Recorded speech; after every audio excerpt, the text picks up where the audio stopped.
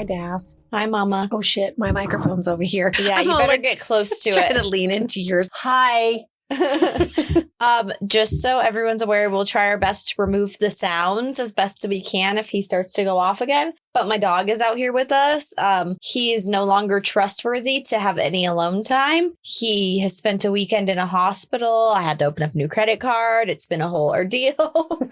So he's here with us because now he's no longer trustworthy enough to be on his own. I don't even want him in the crate by himself. I'm like, I still don't trust you. You have access to a dog bed in there. No, he didn't need any stuffing or anything like that. Knock on wood. He's actually great about, he's not a typical puppy where they like to eat stuffed animals and stuff. No, he'll walk around with them in his mouth. The other day he had my sock and he was just walking around with it in his mouth. So he won't ever chew it up. He just walks around with it, which is I'm very fortunate for. However, whatever he got into made him get really fucking sick. Like really I'm sick. nodding. Yeah. He was really sick. So anyway, so we're sleep deprived, like seriously. And the Bruno, man, is out here with us recording, and we're just going to try to keep our ADD brains reeled in as much as possible. Yes, and he's on the mend now. Yes. And he is finally on the mend after a second trip to the hospital a week later. He's finally on the mend. He got diagnosed with acute pancreatitis, chronic pancreatitis. No, it was acute. No, it's chronic now. Oh. As of yesterday, it's chronic now too. Oh, okay. And GERD. GERD. Acid reflux. Oh. Reflux. Acid reflux. Gastroenteric reflux. Yeah. Gotcha. Yeah, so we're just doing our best to keep his GI tract not inflamed right now. And that's why I'm like, nope, anything you can get your mouth on that is not the food that you were prescribed or a pill pocket at any given one of your 3 pill pocket times during the day when you have to have pills that are spaced 1 hour apart, then 30 minutes apart, then you get to eat, then you could have another one an hour apart, then we wait for 2 hours, then we start the process all over again. An expensive endeavor. Very much so. And time consuming. He doesn't get to put anything in his mouth otherwise is the problem. And lack of sleep. Yes. Okay. How many minutes are we into people not giving a fuck that they're 3 minutes. Okay. Oh, people care about Bruno. People do care about Bruno. It's not about us. It's about Bruno. Yes. Who needs a nail trim? He just got a nail trim. Look at that one. Just the one. All right, stop. Now they don't care. No, they don't care. So yeah, if he starts licking, I'm sorry. Boy's got an overactive tongue. Okay. I was concerned it might have been a hairball. But it wasn't. I was like, world's first dog to get a hairball because it just licks everything. Anyway, my disturbing fact. I found this blog post from the Regents of the University of California. Mm-hmm. It's a science post. I don't know. My whole body's sore from not sleeping and just all the things are going on. Me too. And I went and worked out this morning and it was a struggle to work out. And my friend that I work out with, another not caring thing, but she's really been having a lot of stuff happening also. And so both of us working out, we weren't maybe fully working out. And I said, well, at least we're moving. Because at one point we're doing planks and we both just collapsed at the same time with a big sigh. And I was like, yup. It was funny. My boyfriend, I told you he's a personal trainer. He told him, he said, he's been calm about the gym. And I go, I haven't been there in like 2 weeks. I was like, I couldn't tell you if the last time I went to the gym, if it was at your gym, if it was at my own gym. I think it was at my own gym, but I don't remember. But anyway, I was like, I can't remember. Ugh. And he was like, it's fine. You're having an offloading week. I was like, I'm having an offloading life right now. Yeah, I like your response when I said I went and worked out this morning. You're like, oh, God. Could not be me. I was wondering if you got up and went. I did. Anyway, Regents at the University of California science blog post. Okay. Mm-hmm. The question that somebody asked for the science line, I think this is the University of California, Santa Barbara science line. Cool. Is there a Santa Barbara? There is. Okay. Then I was like, I think that's the location. UC Santa Barbara? Yep. Okay. If the sun blows up, would we all die? And if yes, how long would it take? Yes. And it's quick. If the sun were to blow up, life on Earth would certainly end. Mm-hmm. I'm reading the blog post. I'm reading the response. It takes 8 minutes and 20 seconds for light to travel from the sun to the earth. So we wouldn't know for 8 minutes until the sun is blown up, basically. But most of the energy from an explosion would be traveling at the speed of light nearly as fast. So life on Earth would end pretty much as soon as we knew that it exploded. Mm-hmm. But scientists are saying it's not something we should worry about. The sun has been burning steadily for about 5 billion years, and it probably has another 5 billion years to go. And at the speed of which we're fucking up our own planet and killing ourselves off anyway, it doesn't really matter. Good. Well, because I knew that, all that, not all of it, but I knew like if it blows up, we're dead. Like as soon as we know that it blows up, like it's quick. And I thought when you started, I was like, great. Another thing for Daphne to fucking be all worried about that she can't control. Because that's what Daphne does. She worries about shit she can't control. And Correct. She doesn't worry about the shit that she should be controlling. The sun's going to blow up. What should I do? Nothing. Just fucking go on with your life. Because if the sun does blow up, you'll never fucking know it hit you. Remember the polar bears? No talking about polar bears. Her face just dropped. Well, love some polar bears. This one time I was in school learning about climate change and all the things. No. And then I remembered looking at a picture of my mom in the 80s and her hair. I remembered her hair. And then we were learning about the FCFs and the destroying of the ozone layer and hairspray and how Isn't it CFCs? Chlorofluorocarbons? What did I say? You said FCFs. Oh, yeah, CFCs. I'm sorry. FCF is free cash flow. I was just in finance. That's why. I'm like, I wish I had some free cash flow. Same. No, it's... Wow, I'm sorry. I'm so brain dead. You were going to say that I was personally ruining the ozone. Yeah, with your hairspray. Yeah. Talking about aerosol bottles and how that was like the time that they were like the biggest when they had all the CFCs, not free cash flows, when they had all the chemicals in them that was single-handedly helped destroy the ozone layer. Chlorofluorocarbons. And yes. I didn't know we were doing it. Well, I just knew that I needed to have big hair. I was learning about all this and then I'm learning about the polar bears and I'm like, you love polar bears. This is your fault. Yeah, she's mean. Well, they're going to all die. And it's I know, but so can sad. We not? Why? Can we? Yeah. But I didn't know. And I wouldn't have intentionally done it had I known. And I don't think my consumption alone of Aquanet is the reason. My consumption alone contributed, but it's not the catastrophic results that we're seeing now. There's no way I could have used enough Aquanet to create catastrophic. I don't know. I feel like we should post a picture of you. No, I feel like we shouldn't. No fucking way. Damn near looks like you got electrocuted, but you got curls in your hair. Bitch. Yeah, now's me. Now here's me. No makeup, no fucking nothing in my hair. I'm all natural. You realized you were killing polar bears, huh? No, just because don't care. I don't give a fuck. I don't care attitude. Yep. All right. I look fine like this or don't look at me. These are your choices. I'll look away. Thanks. That's rude. I'm just teasing you. Literally right before we started recording, we're talking. And then I look at her because there was nothing in her teeth before. And I said, what's in your teeth now? And she goes, chocolate. I was like, oh, love the confidence. Yeah, what else could it be? Because my diet of chocolate chip cookies and cottage cheese, if you noticed it, it probably wasn't cottage cheese. So it's probably chocolate chip. That's true. Except for it would look yellow on your teeth with cottage cheese because your teeth are so fucking white. Oh, I thought you meant my teeth would look yellow. No, like, the cottage cheese would look yellow on your teeth because your teeth are like fucking serial killer creepy white. Okay. Except for that one serial killer who didn't have creepishly white teeth. More than one, probably, but... Yeah. Richard Ramirez was one of them. Yeah. And but it wasn't counting him. I was counting the guy that has the Netflix show. Yeah. I gotta look this up. Hang on. Let me pause it so I can tell you exactly who the fuck this person is. Please do. Okay. We just paused.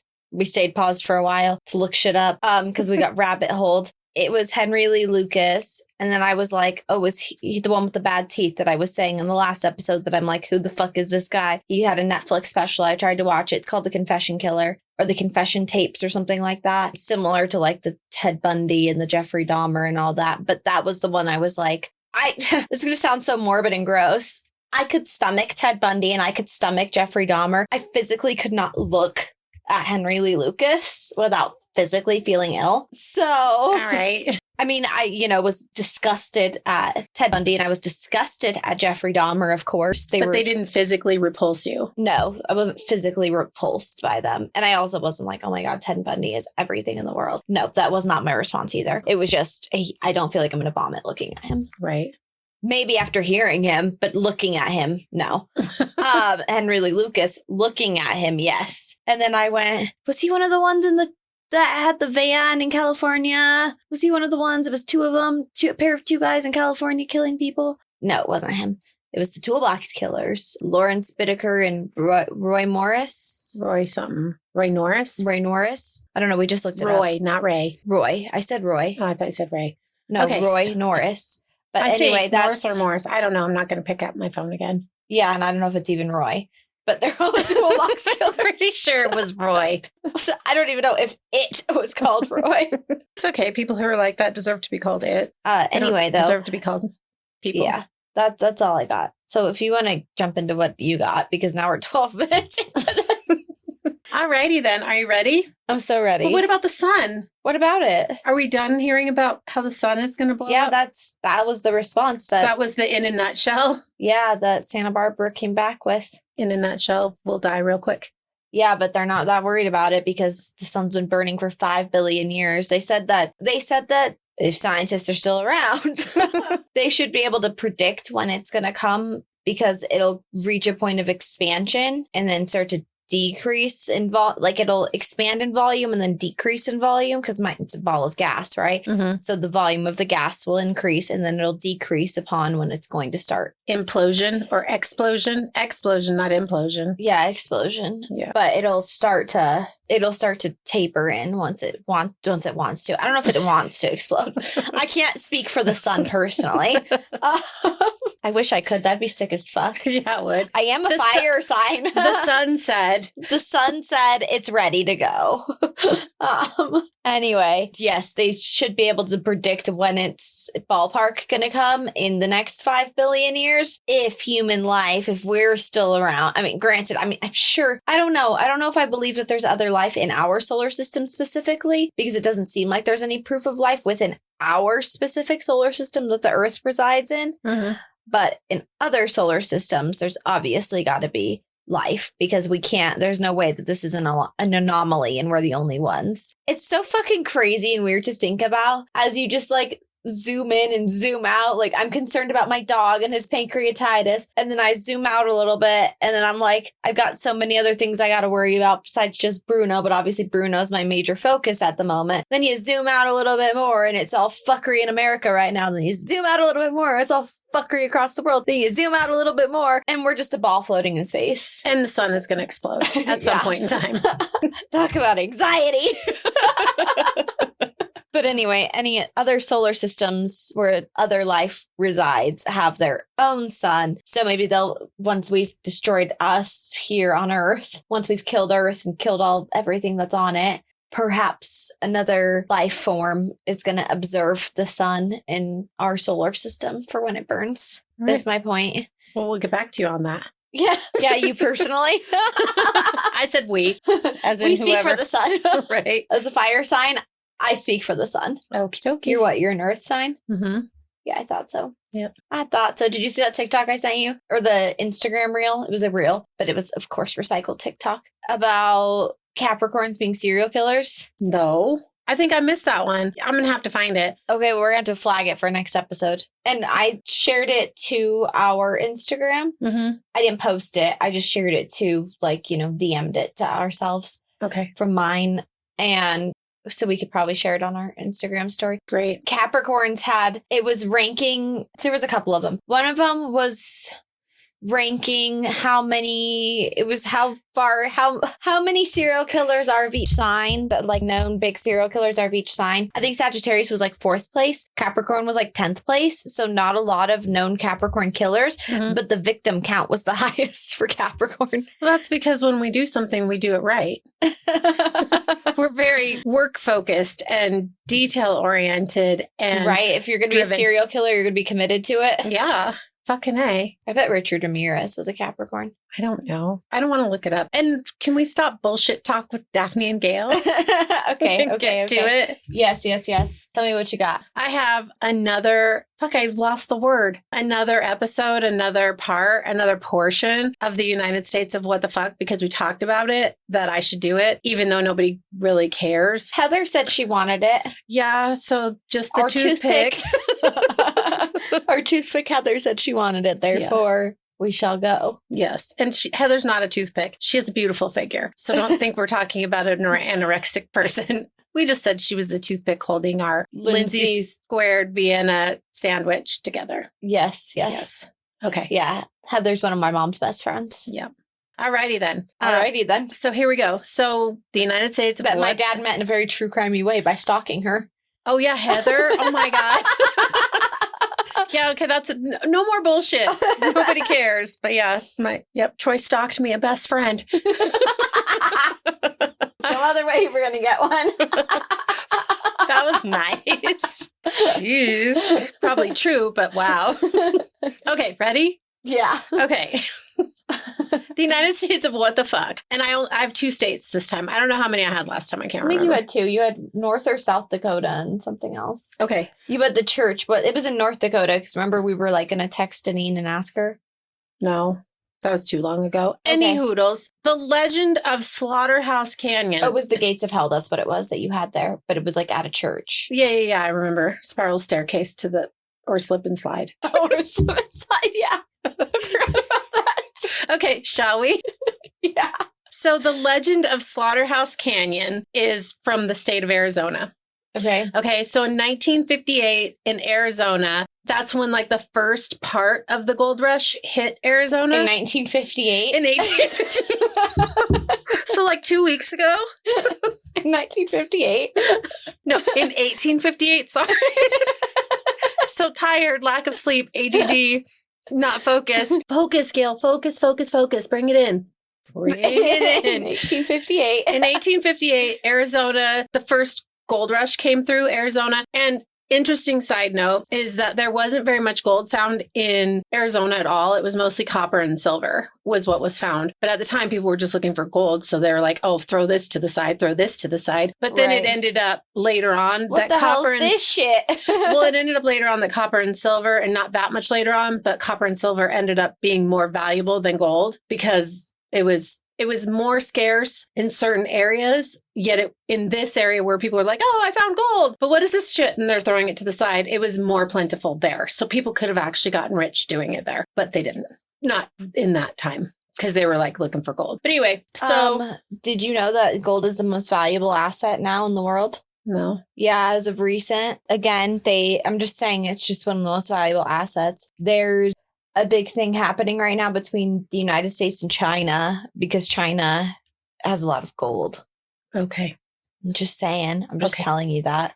All right. I recently just learned that. I learned that in my finance class. Let's do it to it. The gold rush. Jacob Snively led an expedition that discovered a direct deposit of gold that brought a ton of families from the east to seek their fortune in gold mining. Because you know how everybody went to the west for gold. They're like, oh, there's gold in them there hills, as they say, so everybody came out here. So as this story goes, and this is the story of Slaughterhouse Canyon and how it got its name. Oh, God. As the story goes, a man brought his family to Kingsman, Arizona to strike it rich. However, there was not much gold to be found. There were more deposits of silver and copper, as I said. And the miner would search for gold tirelessly, and he would leave his family for long periods of time to search for gold and search for food and stuff for his family, right? Yeah. And then he would return with little of either. Not much food, not much gold, whatever. So the miner left his family on one of the usual outings and he never came back. Okay. And so the family began to run out of food. And the children and the wife began to starve. And the wife listened to her children cry day and night and begging for food. And between this and the woman wondering where her husband was and if he had been... This kind of pisses me off. Why isn't she going out there to go look for him or go get food? That's what I say. It's like, so she just sits there waiting for someone to bring him food instead of like figuring it out. Right. That's... I know. Not a very resourceful woman. No, not a very resourcul woman at all. That's why They're the ones that give us the bad name. I'm sitting there picturing somebody just sitting there at the table going, bring me my dinner. Where are you? Oh, see, I'm just imagining someone just staring pitifully out a window and it's like pouring rain and it's just... She's just all somber and melancholy looking out the window. Where's my husband and my dinner? Yeah, and her kids are crying and she just like slightly turns her head and then turns back. That's also a scenario. So that's anyway, what I'm visualizing. So she's wondering like where her husband is. Like, did he get killed in this? Because there's a lot of drama surrounding the gold rush. She's gonna eat her kids and all of this. Or did he just like run off and never come back, right? Okay. So this ended up driving the woman mad. And one day she put on her beautiful white wedding dress and she killed her children one by one. In her mind, she was saving them from starvation. Then she chopped them up into tiny pieces. And by the time she was done, her white wedding dress was like red blood with the blood of her children. And then she took her children's chopped up remains to the river and put them in the water and watched as the pieces were carried away by the rushing water. Then she laid down by the river and she sobbed and she screamed because she was like, fuck. I could have just went out and found food instead of killing them. And then the next day, she also died of starvation by the riverbank. Is this real? It's a legend. Okay. So I don't know. I thought she was going to eat them. Well, for clearly, sure she was going to eat them. And especially when I went to the chopped up part. And then she put them in a pot of boiling water. No. No, and so people who have visited Slaughterhouse Canyon say that they hear the screams of children and the sobs of the mother who was forced to make this tragic decision to end their suffering. And I'm being dramatic because it's like, just go find food. Yeah. You know, I mean, I'm sure she had a gun. I'm sure, but they're, canyons in Arizona, like there's probably not a lot of vegetation. So whether or not you can garden, it's probably not, but you can certainly go out and kill some fucking rabbits or some That's right. coyotes she has like or an something axe. to eat. Yeah. Something. I think she could manage to get something with an axe. Yeah. So anyway, she ending their suffering, and that was the choice that she made. And did the husband ever come back? Did he find them? Came back. So people say that there is a real heaviness in the air and an anguish that is so strong that you can like feel it. And ghost hunters report that while driving down the road that leads into the canyon, they see a woman wearing a black dress and a dark veil. But according to the story, she was wearing her white wedding dress. So I'm not really sure. Yeah, but it was blood soaked and she's lying in the dirt and stuff. It says a black dress. I guess when blood dries, it's black. Basically, really deep, ugly brown. Yeah. So anyway, she's walking down the road, but when they turn around to find her, she's gone. I feel like black makes sense if she's in the dirt, she's got blood on her dress. It's not like all of a sudden she's going to come back as a ghost and her dress is going to be clean. Right. And I was looking. Unless they have a fucking option of what they want for their wardrobe. Right. Like Barbie. Yeah. I'll wear this today. But I looked for more stories tied to this one, but they were all the same. Like everybody's story was the same, that it was just like, oh, that's kind of cool then. A legend consistent across the board. Right, exactly. Because I was like, that's actually really neat. More ghost stories related to this story. And everybody across the board was just like, there's just like a heaviness and like a real feeling of like some mournful sadness and, like suffering and all of that. So it might be true because originally they called it Luna's Canyon, which was the lady's name. And they said that it was named after the matriarch of the family. But again, I don't know if that goes to legend or if that goes to truth. Okay. That's really sad though, anyway. Yeah. Anyway, we shake it. That's really sad. Anyway, it's really sad. Okay. Okay. So that was our little quickie. And then this one's a little longer because I found way more stuff, which I like. I like finding way more stuff. I like it when you find way more stuff too. I like finding way more stuff too. Way more stuff. I like having more to talk about. Yeah. And is this real? Or is it not real? So this one I started, this is the Dead Children's Playground in Huntsville, Alabama. Ooh. But I don't like where you're going with this. But then I'm just calling it Haunted Huntsville, Alabama across the board because there's the playground, but there's another part to the story. But just the town of Huntsville's got not the whole town, but anyway, I'm going to go beyond the grave. I'm going to go and tell you all of the things just because you're going to go to Huntsville, Alabama. No, well, actually, we totally should. This should be one of the places where we go for ghost adventures. But anyway, Maple Hill Cemetery is the oldest and largest cemetery in Huntsville, Alabama. The original 2 acres of the cemetery were sold to the city on September 14th, 1822, not 1922, but 1822. Okay. By Leroy Pope. And the oldest grave with a headstone that's still intact, because you know how those old cemeteries, like we love to go to the old cemeteries in Central City and Blackhawk and look at the old That's what actually inspired the podcast, was that we were like up there reading all the graves and stuff. And we're like, God, I wonder if we can research these people. I wonder if we could find out about this. I wonder if we could find out about that. And I was like, well, we should fucking put all of our research skills to use. Yeah. And do something just for ourselves with our other 4 listeners. I was going to say, I think I've sent you or I've talked about her before. The chick, she's somewhere. I don't know. She's coastal. She's somewhere coastal, but she's in the United States. She goes around and cleans up graves and like You restores told me about that them. before. I love that. I love that shit. It's so fucking cool. And she does like research into the people's like backgrounds. Yeah, but how do you make a living doing that? TikTok pays you.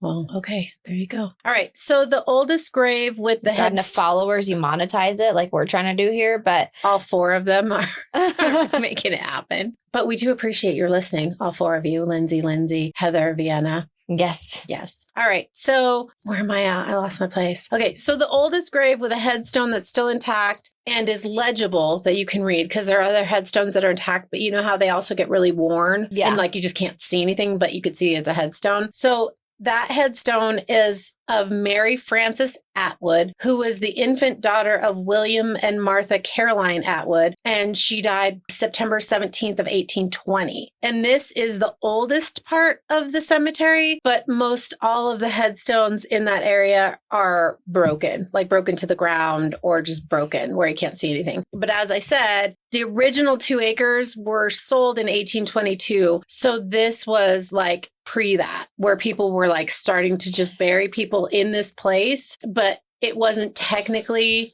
an official city cemetery. People were just like, oh, this is a good spot. We're just going to do this. So is her tombstone then gravestone?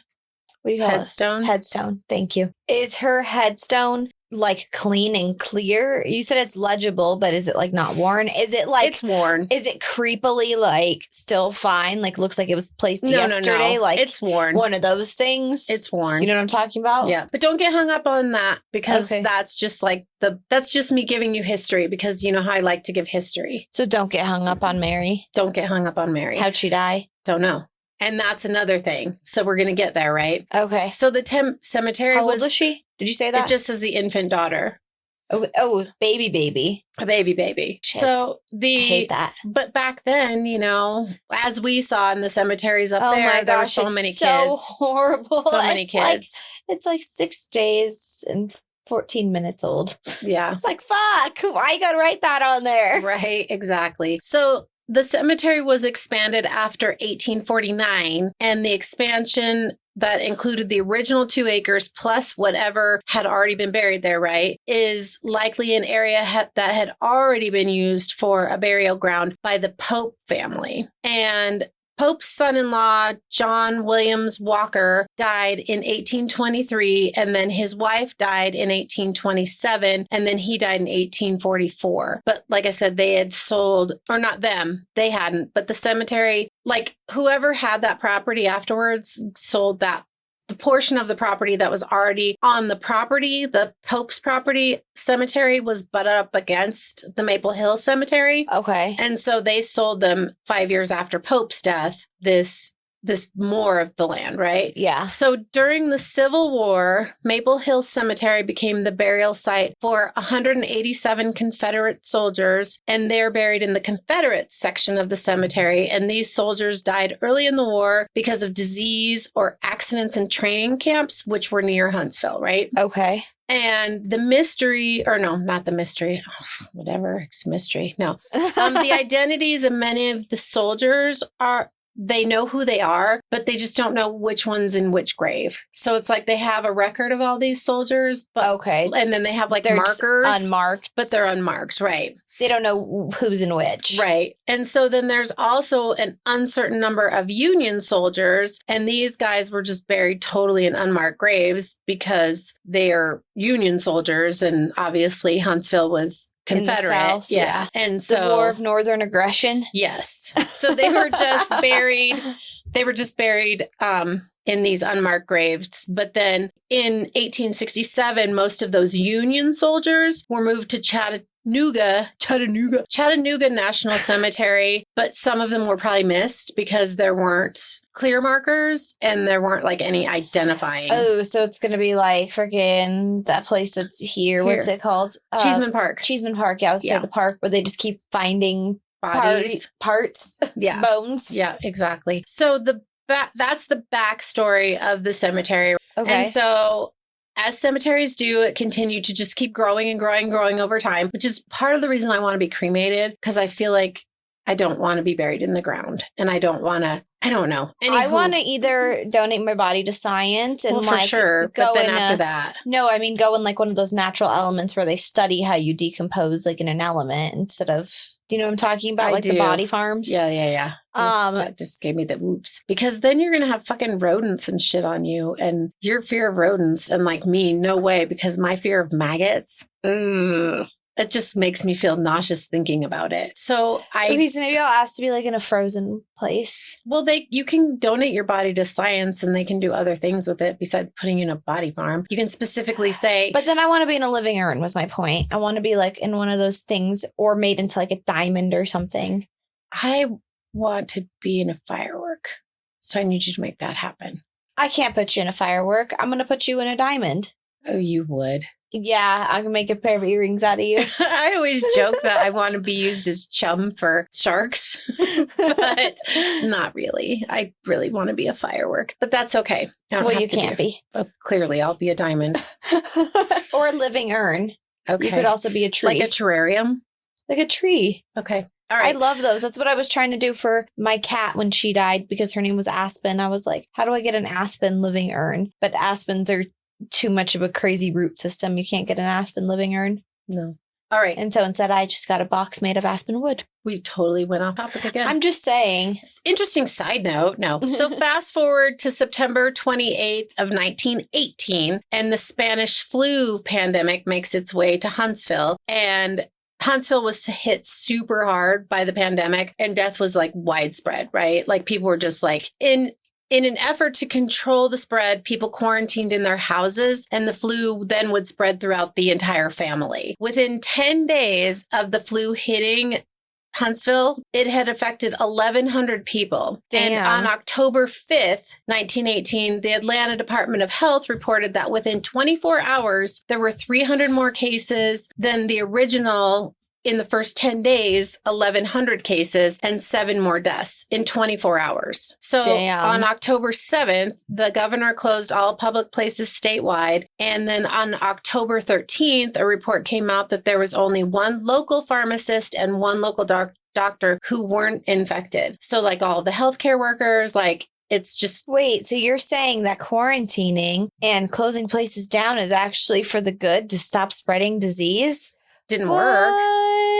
No, but it didn't work. Yeah, but they're already all infected. That's why. And then they're seeing each other at home. But within 10 days, I mean, how do you know within 10 days that it's going to go? Although the Spanish flu actually came to America, they think in like earlier that year, but it didn't hit Huntsville specifically until September 18th or whatever I said was the first. Okay. September 28th, which were like the very first reported cases. And then it just Huntsville. Fucking spread like wildfire, right? Yep. So hospitals were full and the bodies were just like fucking stacked up. Ugh. And the bodies were buried in the clothes they had on when they died, and they wrapped them in a sheet because, again, they're trying to like stop the spread, right? So they're like, don't do anything with them. Just like as minimal as you can, just get these people like into the ground, right? And so if there were funerals, which there weren't many, they were limited to 15 minutes. And with so many dead, a lot of people just buried their own dead, right? So people just went to the cemetery or buried them in their own backyards or whatever. That's crazy. It's crazy. That would never be allowed if COVID was that like was in the 1900s. So it's not like that was like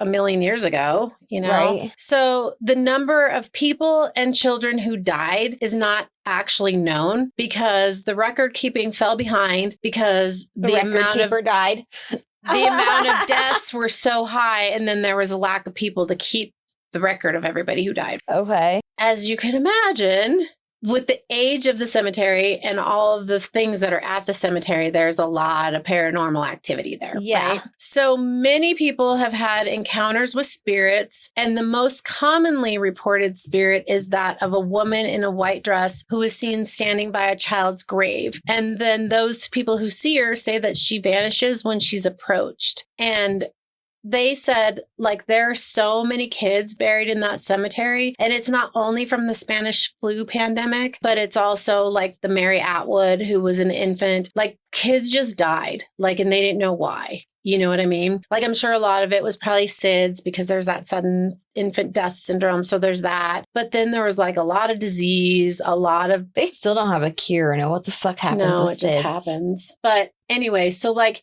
it was just, and a lot of them, like, they would just say it was natural causes or whatever, or they would basically say that, you know, it was like I forget the terminology they use, but basically like it was an infant who was unable to thrive or something. Okay. So, and then kids, like a lot of kids because of measles and, you know, diphtheria and typhoid and just measles, mumps, and rubella. Yeah, exactly. All of the things that killed the childhood diseases that killed all these kids too, right? So there's tons of children's graves there. That's really fucking sad. There's tons of graves, period, across the board, but there's a lot of kids buried there. And they're not all even marked. No. It could just be like body upon body upon body. Exactly. There could be 6 bodies in one grave that's marked. Exactly. So anyway, so there's that lady that stands by a child's grave. That's so sad. That is sad. And then another common occurrence is people seeing shadowy shadowy figures moving between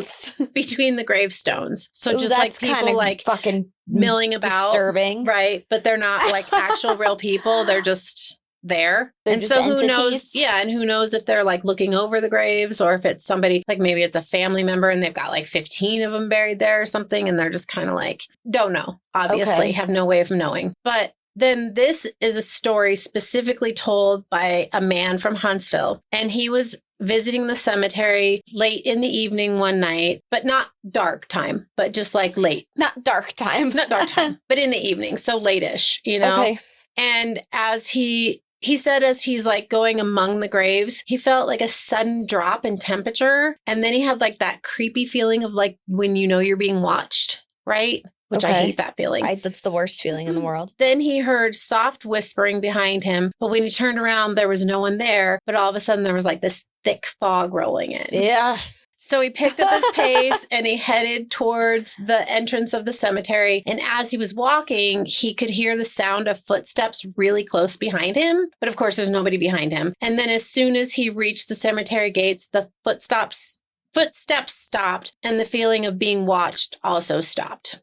I don't like that. No, it's that happened to me. So again, talking about the cemeteries in Central City, up in the mountains up here, which did Central you City see a fog and a shadow? I didn't, but anyway, so I feel Central like when City, you have the added visual element, that's even more stressful. No, this was fucking freaky. So in this, like, Central City is an old mining town. So it was old established town, whatever. But there's like these 3 cemeteries that are together, but they're not together, but they're all like in super close proximity, like across the street from each other kind of thing. And when I'm saying across the street, it's like on the side of a mountain on a dirt road.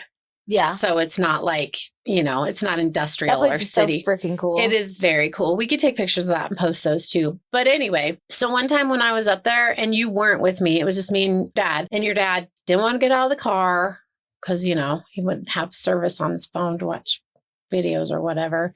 And so I got out and I was just like walking around and looking like I like to do because I just find it some sort of morbid entertainment, I guess. Not really entertainment. I just think it's interesting. It's like the history. Fascinating. It's the history part of it. I don't know. I just think it's cool. If you go in and you go to the left, you and I normally start on the right and then work our way up and down through the left. Mm-hmm. But if you go in and you start on the left, every single time I've gone in and started on the left, I've noticed there is someone that has my birthday as their death day. And it is so weird. It's weird. But, you know, someone dies every day. So, but anyway. Multiple people die every day. Multiple people, exactly. So we're up there and I'm just wandering around looking. And then same thing, temperature drops. And I literally heard someone say my name behind me. And then like, I feel like, well, Daphne, when did you get here? No, and then I felt like a tap on my shoulder. And I turned around so fucking fast and there was no one there. Like, because again,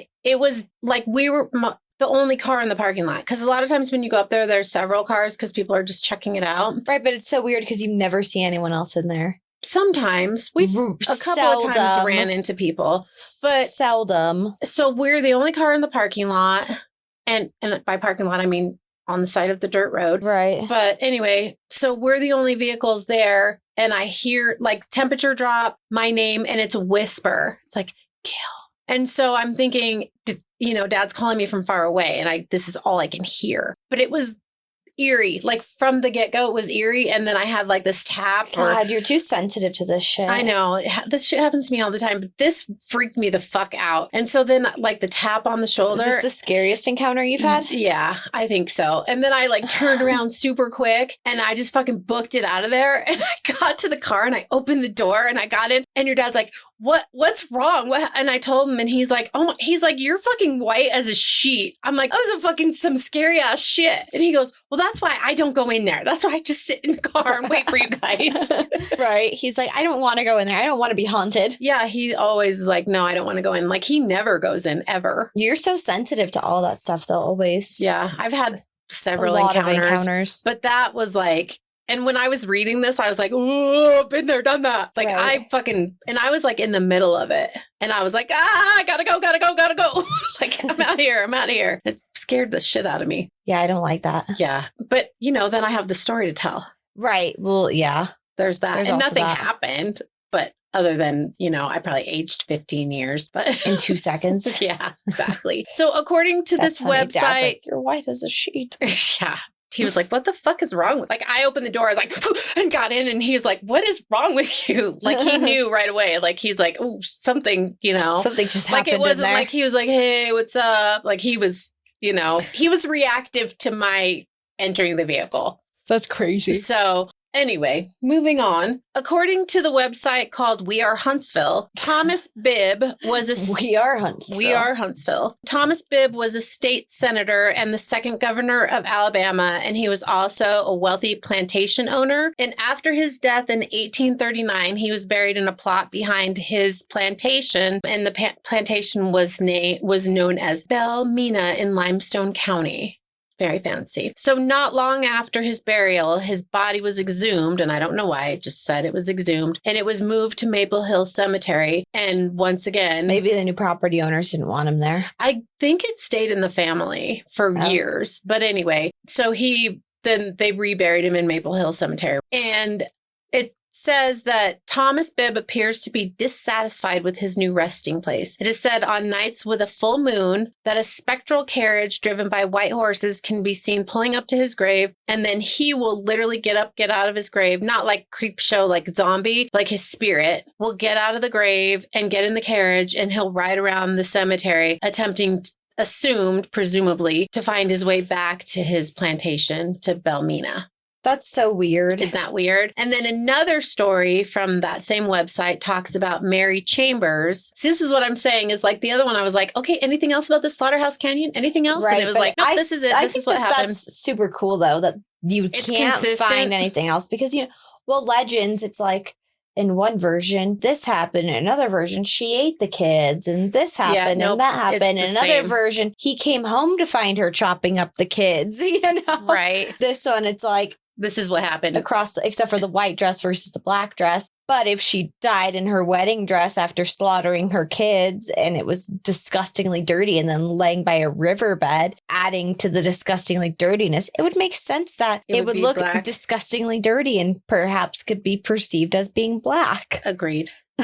So another, again, like I said, off my tangent. Well, no, because like I said, this one I was like, you know, because you find it and then you're like, Google, okay, ghost stories about Maple Hill Cemetery, ghost stories about this, like legends about this, blah, blah, blah. And like, you can just keep going and going and going because all of these people have different stories. Right. So, because it's a cemetery and so a lot of shit happens. But anyway, so another story from the same website talks about Mary Chambers Bibb, who was the daughter-in-law of Thomas Bibb. And on her wedding night, she was inadvertently poisoned by one of her servants. So like not on purpose, but you know, oops, my bad. How do you, oops, my God, poison someone? I don't know, but I would like to know. But anyway, no, moving on. My bad. Oops, my bad. After a few weeks of suffering, she died in May of 1835. And both families, like her family and his family, the groom's family, the Bibb family, and the Chambers family, were like extremely grieving. And they decided to monument her life. And they had the first mausoleum at Maple Hill Cemetery built. Okay. So she could be buried with her rocking chair. And her mausoleum is in one of the oldest sections of the cemetery. And like I said, it's the first mausoleum ever in the cemetery. And it is said that if you knock on the wall of the mausoleum, her ghost will answer you by rocking her chair inside the crypt loud enough to be heard. Ooh. Yeah, that would be fucking creepy.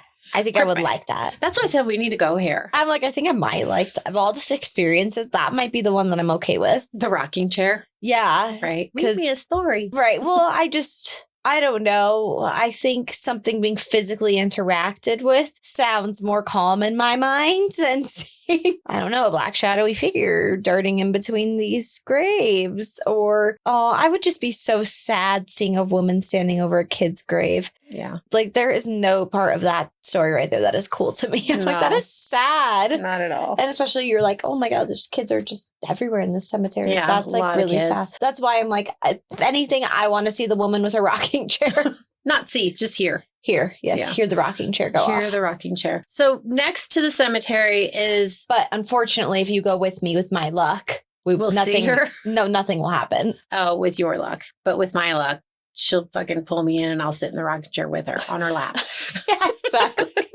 Exactly. So next to the cemetery is Maple Hill Park, aka the infamous Dead Children's Park. So I don't know if you've heard of it, but it like the How would I have heard of it? I don't know, because it's infamous. Like, it has a lot of, Dead Children's Park. It's a thing. So is that what the sign says too? No, it's called Maple Hill Park. Well, you just use those very synonymously, so I don't know. Well, that's what everyone calls it.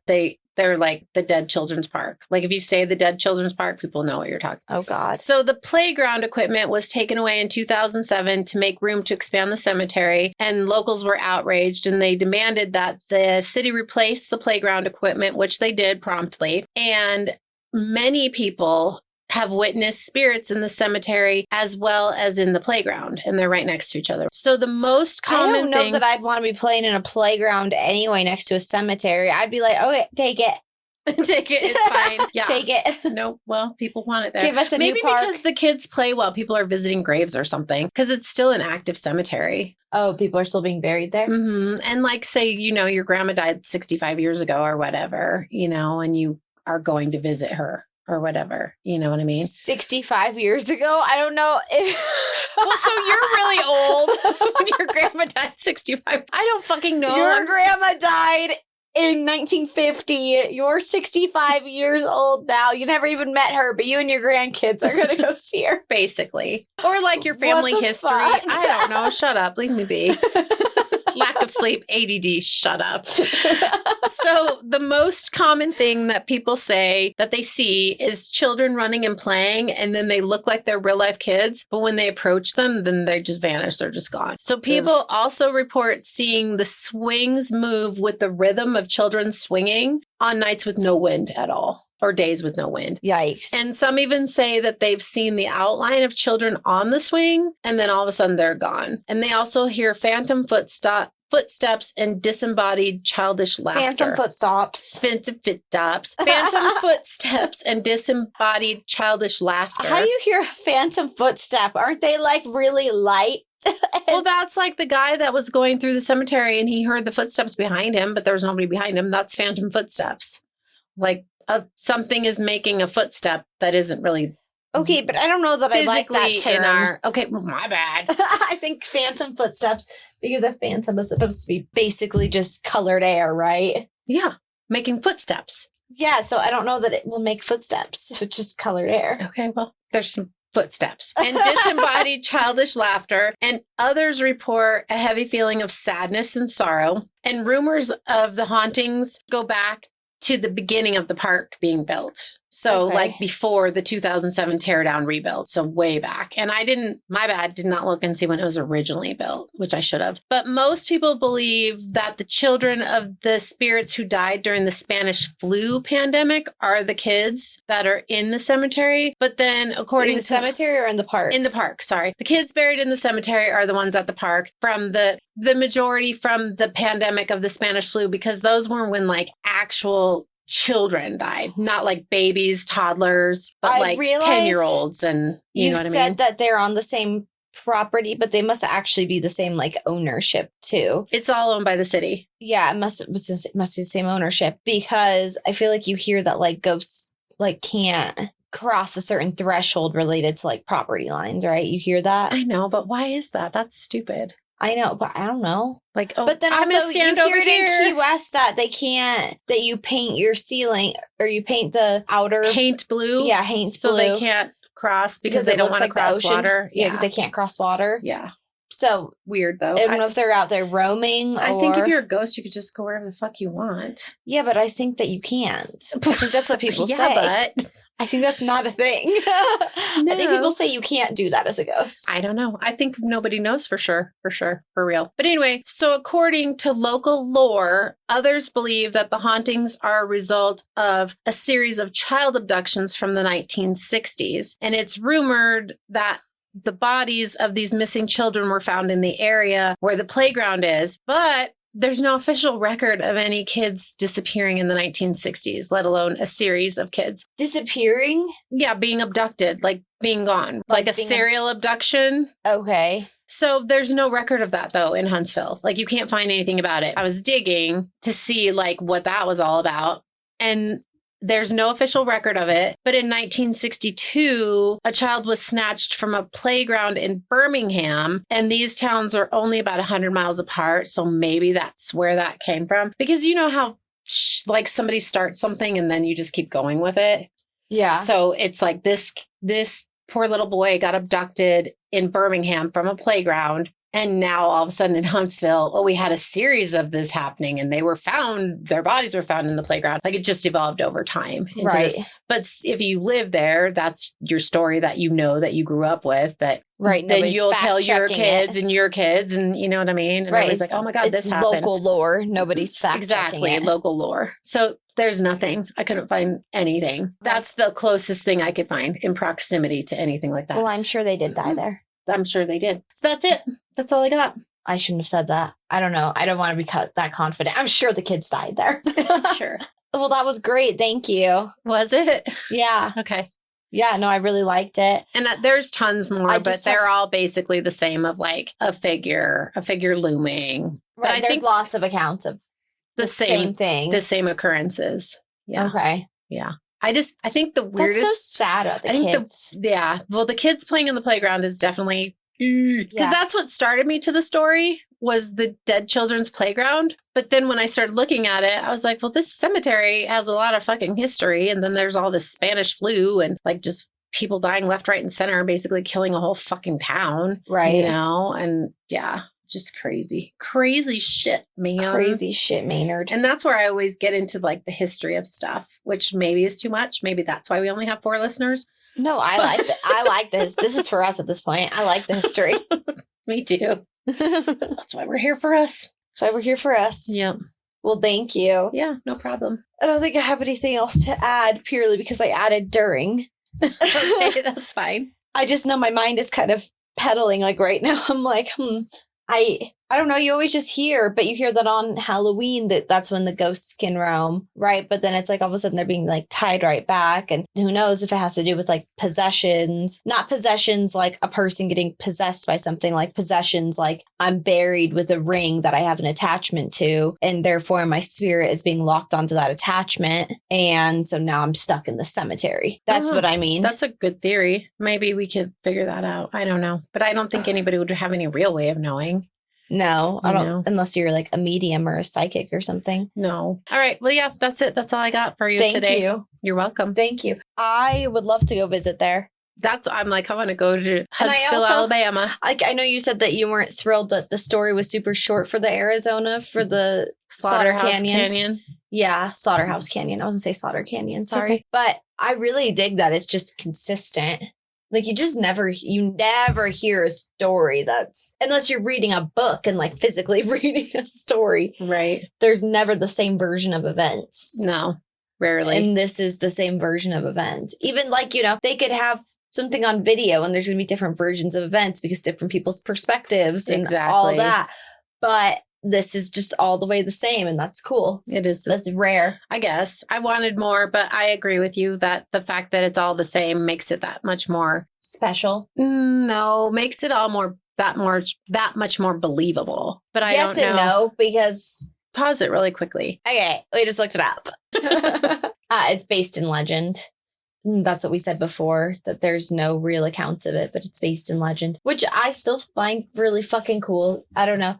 You just never hear the same version of events ever. Yeah. The fact it's just a legend and let's go. Bye. Okay. You can follow us on Instagram at That's Disturbing Podcast, or you can send us a DM if you have anything you want us specifically to look up or do. And leave your ghost stories in the comments. Yeah, that'd be cool. I would love for you to just sit down for 10 minutes and talk about your ghost stories. That shit's crazy. I think I've interjected almost all my ghost stories into... Have you? I think so. I don't remember. I don't know. Anyway. I've just heard them so many times. I'm like, I don't remember because I think they're so cool.